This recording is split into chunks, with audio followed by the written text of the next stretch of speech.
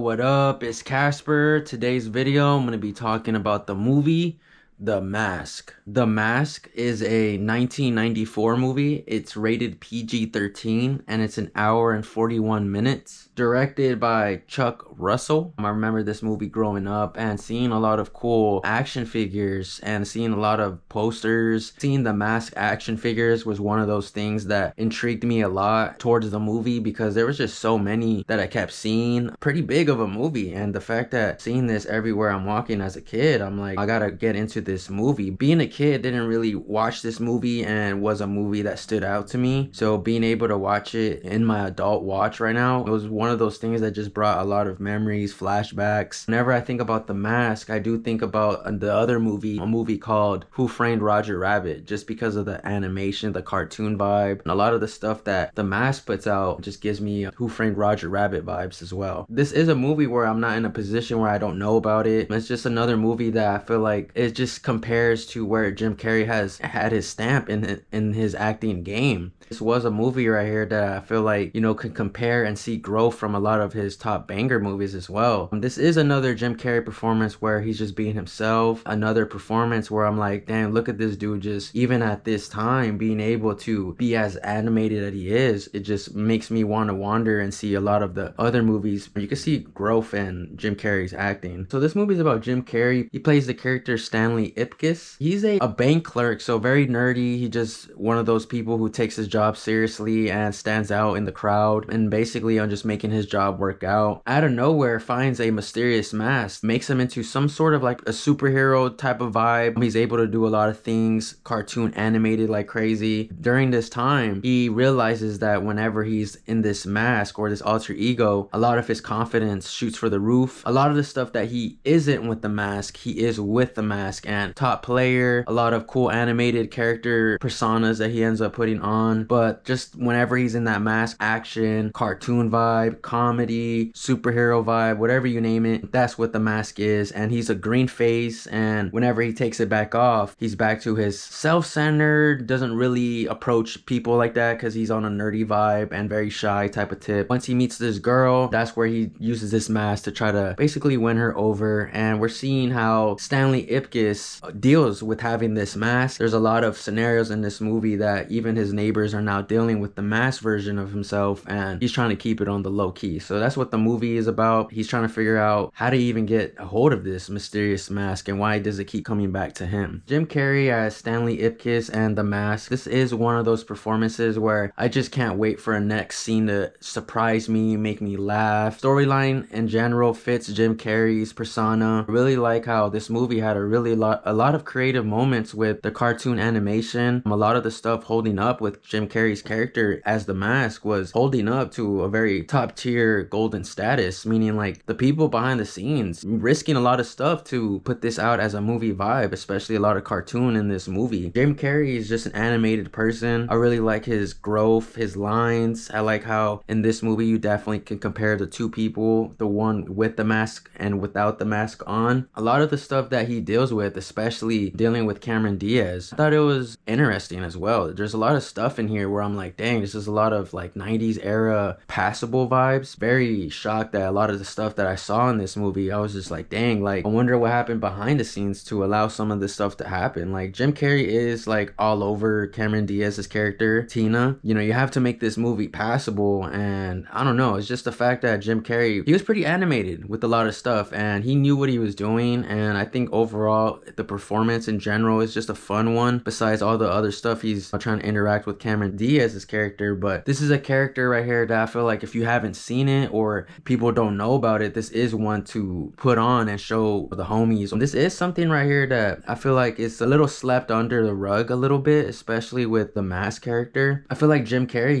could surprise a lot of people with this performance right here. For me, just watching this one, I could see a lot of growth and then seeing how much more he can take things to look more funny. Overall, the presence and the vibe of it was really cool to see Jim Carrey in this era. era. He does deal with a partner in crime here, Milo, and I thought that was really adorable and sweet as well. Well-trained dog. I really like how Jim Carrey's character is just as animated and, you know, with the dog as well. So there's a lot of stuff in here where Jim Carrey just puts you in. Interesting to see the set design in this movie, because going to like Universal or going to places that have studio tours, I'm just looking at how the set looks and seeing how these people put it all together. So I'm pretty sure it was nothing but fun, a lot of unique areas or unique takes that they had to do while doing this movie. So the set design was cool. A lot of the animation and cartoon stuff is just as fun. It just brings the inner child out, and I'm impressed with a lot of stuff that they show in here. A lot of the stuff is really cool. I really like how it's funny as well, and it looks pretty good. I mean, the quality is great for it being 2025 right now and seeing this movie. I mean, it looked phenomenal. It was one of those things where I'm like, I kind of wanted to use that type of animation and, you know, come up with a movie as well. Real life cartoon vibe. I like that little fusion, especially if it works. Jim Carrey's character made it work all around. Whenever I see a performance or a rewatch again from Jim Carrey, I'm just like, I can't wait to see where he was really shining during these years and taking over the box office stuff. And this was one of them too. Cameron Diaz plays the character Tina Carlisle. Seeing Cameron Diaz very young, I could see just business managers, agents just using that look for as much as they can. I mean, her look literally screams 90s look, 2000s, Baywatch, on the beach vibes. But Cameron Diaz being that blonde in this movie, the attraction is there. You know, a lot of her costume design made her look good. The makeup was well done, and her being her young self, I'm like, hey, you know, this is why, you know, it's better to stay as your natural self and not try to change as much. But seeing a younger Cameron Diaz, I'm like, wow, imagine seeing that in person and being able to talk to her, act with her. But the acting wasn't terrible. The acting wasn't something where you're like, oh, why is she even here? I'm just glad that she didn't give off like something that was just model vibes and just trying to act. Like, she actually put out a performance where she was acting with Jim Carrey. You gotta sell the scene, so she did a lot of stuff in here where they're getting pretty close, but it's nothing too crazy. But it's just the fact that you gotta make this as believable as possible. Cameron Diaz, it wasn't a bother throughout the movie at all.